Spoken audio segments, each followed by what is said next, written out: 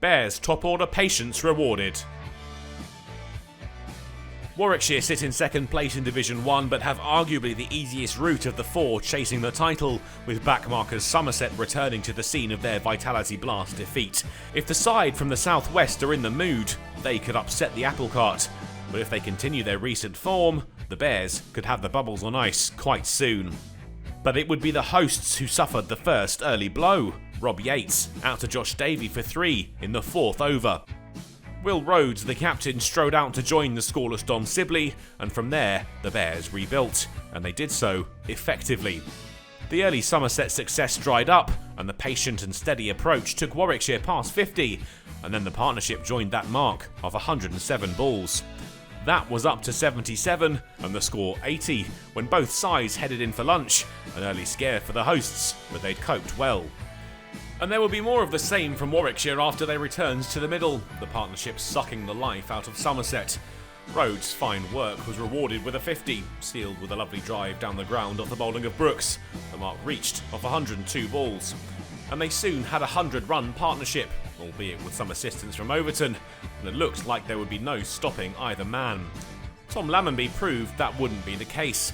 Rhodes out caught behind for 60.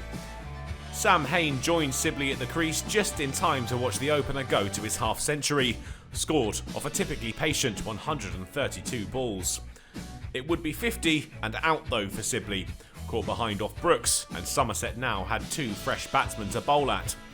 Lam and Hain held firm. They steered their side past 150 before the break, their partnership worth 22 when they headed in for tea.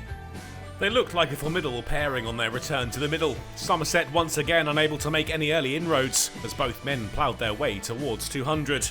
The partnership was worth 50 off 120 balls when Hain turned Abel into the leg side for a single, and it wouldn't be long before they had 200 runs, these two showing no signs of gifting their visitors a wicket. It was some excellent work from the 4th wicket duo, who had really found some fluency, and with it Hain had a 50 from 113 balls. He reached the personal milestone with his 8th boundary.